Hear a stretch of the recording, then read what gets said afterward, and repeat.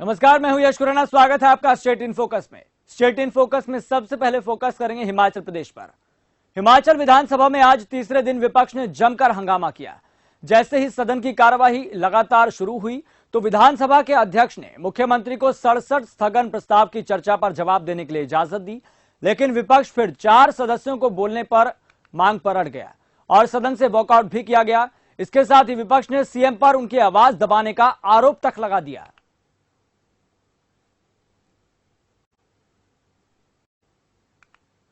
एक भी सुझाव जो है 13 सदस्य इनके बोले और 13 सदस्य बोलने के बावजूद भी कोई एक भी कॉन्क्रीट सुझाव नहीं आया कि हमको व्यवस्था में इस प्रकार से करना चाहिए। अगर कहा होता तो हमको विचार करते उस पर, लेकिन हो हल्ला करना, शोर डालना, चीख पुकार करते रहना और अभद्र शब्दों का इस्तेमाल करना, अभद्र भाषा का इस्तेमाल करना, नारों का इस्तेमाल करना, इतनी गंभीर चर्चा के दौरान जब हम जवाब दे रहे हैं, हमने एक एक इनके साथी की बात को सुना। हम उम्मीद करते थे जब हम बोलेंगे तो वो भी सुनेंगे सारी बात को, जैसे हमने उनकी बात को सुना। कंगना रनौत के दफ्तर में तोड़फोड़ के बाद सीएम जयराम ठाकुर ने शिवसेना पर निशाना साधा और ऑफिस को तोड़ने का दुर्भाग्यपूर्ण भी बताया।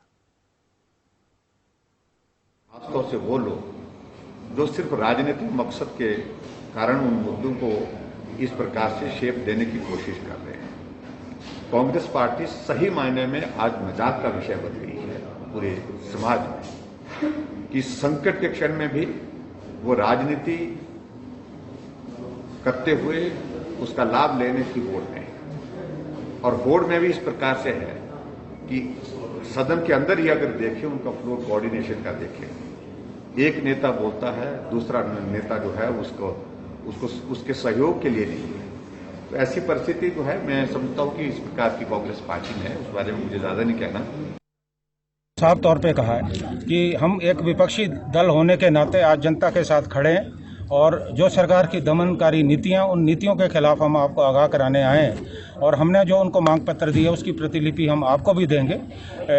उसमें हमने मांग की है कि सरकार जो जनता के मुद्दे हैं उन मुद्दों पे विचार करे। मुख्यमंत्री जी ने हमको आश्वासन दिया है कि वो जो जनहित से जुड़े मुद्दे हैं उन पे वो गंभीरता से विचार जो है करेंगे। हिमाचल में नई राष्ट्रीय शिक्षा नीति को लागू कर दिया गया है और राज्यपाल से मंजूरी मिलते ही शिक्षा सचिव ने इस बाबत अधिसूचना भी जारी कर दी। ऐसे में अब नई शिक्षा नीति को लागू करने वाला हिमाचल देश का पहला राज्य भी बन गया है। इसे सफलतापूर्वक लागू करने के लिए 43 सदस्यों का टास्क फोर्स को गठित भी किया गया और शिक्षा मंत्री गोविंद सिंह ठाकुर टास्क फोर्स के अध्यक्ष बनाए गए हैं। इसके अलावा समग्र शिक्षा अभियान के राज्य परियोजना निदेशक को सदस्य सचिव नियुक्त किया गया है।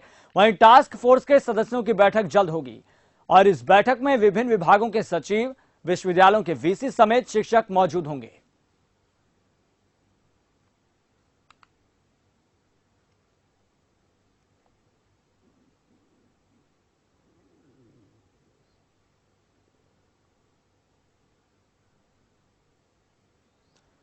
तो आपको बता दें कि नई शिक्षा नीति को लागू करने वाला हिमाचल प्रदेश पहला राज्य बन गया है और इस संबंध में राज्यपाल से मंजूरी मिलने के बाद शिक्षा सचिव ने इस संबंध में अधिसूचना भी जारी कर दी है और एक टास्क फोर्स का गठन भी किया गया है जिसमें 43 सदस्य हैं।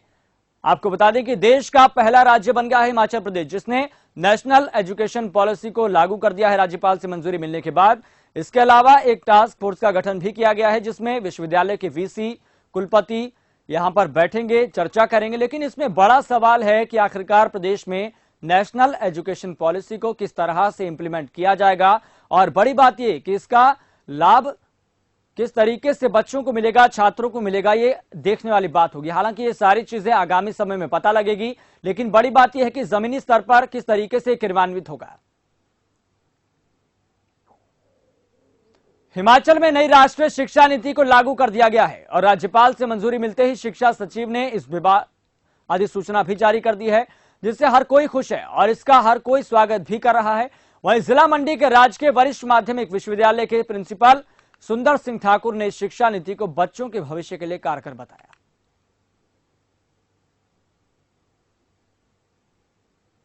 हिमाचल प्रदेश सरकार का इस नई शिक्षा नीति को लागू करने के लिए अपनी तरफ से बच्चों की तरफ से, अभिभावकों की तरफ से और समस्त जनता की तरफ से बहुत बहुत धन्यवाद करते हैं कि 1986 के पश्चात जो ये नई शिक्षा नीति लागू हुई है, इस नई शिक्षा नीति के द्वारा जो है वास्तव में शिक्षा के क्षेत्र के साथ साथ समाज में जो है बहुत ज़्यादा अनेकों परिवर्तन आएंगे, जो समाज के लिए और समाज के उच्च विकास के लिए बहुत प्रभावशाली होंगे।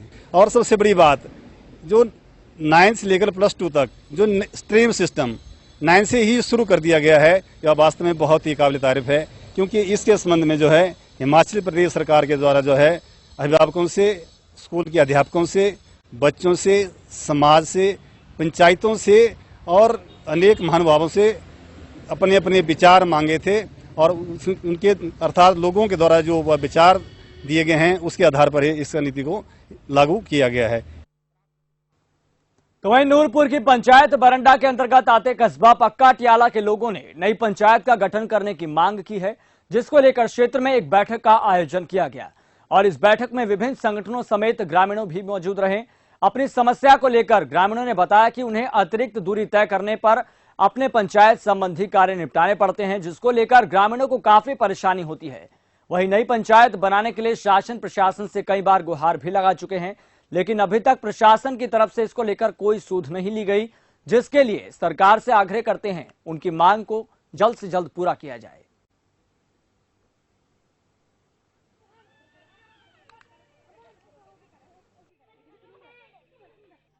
सरकार और प्रशासन से मांग करता हूं कि हम अनुसूचित जाति बस्ती नड़ा के निवासी, जो कि ये बस्ती पहले से ही बहुत पिछड़ी हुई है, अब जो पंचायतों का नया वर्गीकरण हुआ है, बरंडा पंचायत जो है वो 2 हिस्सों में बांटी गई है। इस अनुसूचित जातीय बस्ती को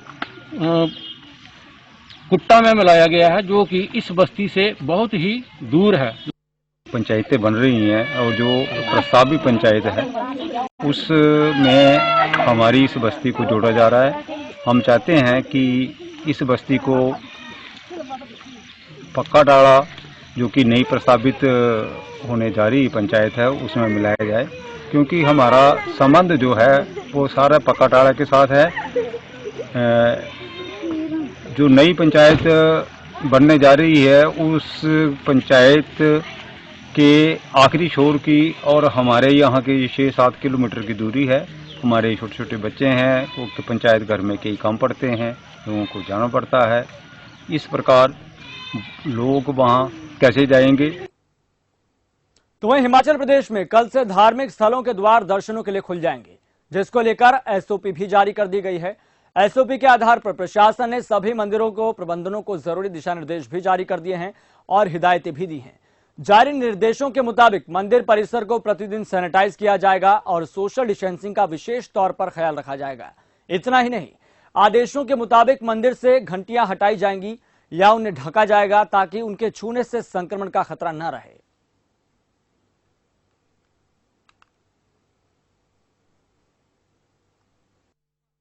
प्रदेश सरकार ने निर्णय लिया है कि 10 सितंबर 2020 से प्रदेश के धार्मिक संस्थानों के द्वार जो है वहाँ के श्रद्धालुओं के दर्शनार्थ खोल दिए जाएंगे, परंतु इसके साथ साथ जो है जो भी धार्मिक संस्थान है या उसके संचालन की वहाँ पर संचालन कर रही प्रबंधन समितियाँ हैं, उनको निर्देश दिए गए हैं कि सरकार द्वारा निर्धारित मानक संचालन। यहां रुकते हैं छोटे से ब्रेक के लिए। ब्रेक के उस पार भी खबरों का सिलसिला जारी रहेगा। अपने देवी देवताओं के आराध्य इष्ट देवताओं के दर्शन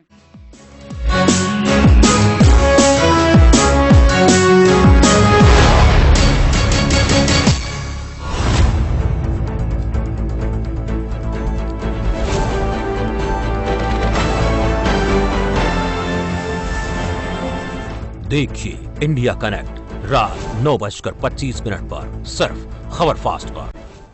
समय जो तेजी से बदल रहा है, इस तेजी से बदलते समय के साथ बदलती है दुनिया तेजी से। देश हो या विदेश, मनोरंजन हो या खेल, 25 मिनट में देश विदेश की हर खबर पहुंचेगी आप तक। न्यूज शॉर्ट्स, सिर्फ खबर फास्ट।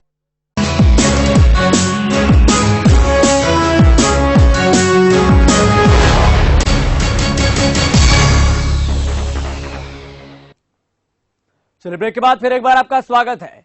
चंबा जिला के भीड़ गांव में कई सालों से पानी की समस्या बनी हुई है। कई बार लोगों ने इस समस्या को लेकर विभाग से गुहार लगाई है, लेकिन गांव की समस्या जस की तस बनी हुई है। यथास्थिति लगातार बरकरार है। जैसे ये समस्या मीडिया के पास पहुंची तो तुरंत प्रशासन हरकत में आया और 20,000 लीटर की टंकी की व्यवस्था करने का प्लान भी तैयार कर लिया और अधिकारियों को भी भेज दिया है।